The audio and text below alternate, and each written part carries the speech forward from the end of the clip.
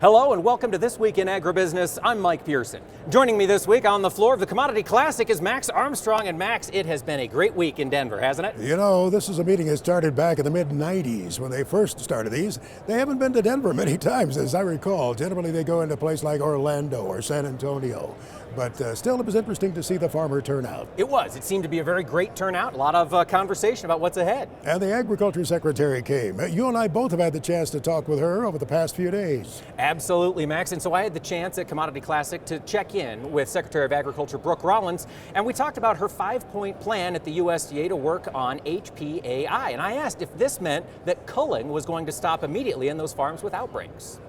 Well, the mass culling has obviously been part of the plan under the last administration. I think that in talking to a lot of scientists and experts on this from the University of Georgia, I was at Texas A&M, talking to a lot of the scientists and researchers and veterinarians there, that is pretty much unanimous that that is the best and quickest way to stop it from spreading.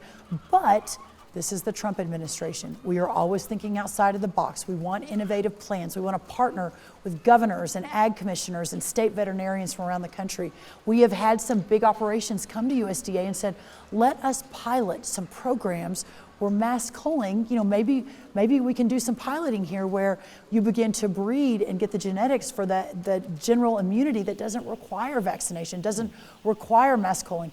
That's probably a longer term project too, but we're already beginning to implement with potentially some partners out there that really want to help us figure out a way to solve for this that doesn't always include the mass culling of the population. That's a great point. Those vaccines, the therapeutics, there could be some real rays of light down the line. I believe that there will be.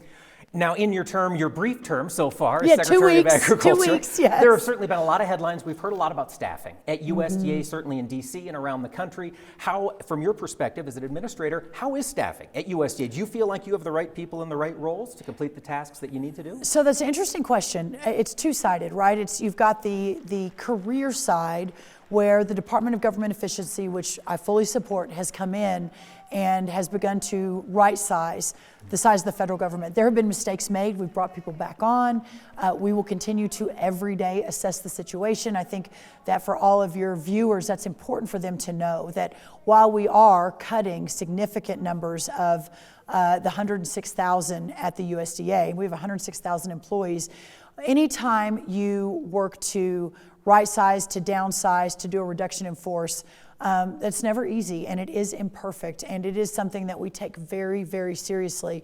If we have let go people that are necessary to the core mission of USDA, we bring them back immediately, and we've done that over and over and over in the last couple of weeks.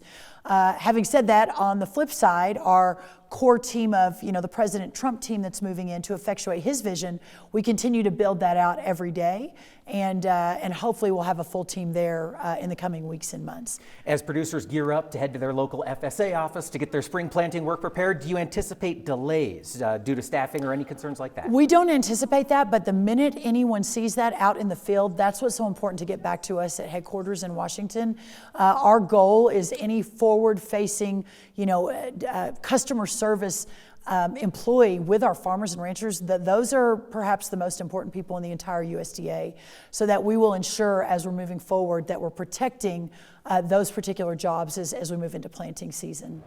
Our thanks to Secretary of Agriculture Brooke Rollins for filling us in on what's ahead at the USDA. Max, there's a lot of changes in the air. The 33rd Secretary of Agriculture. It's been 20 years since a woman last held that post.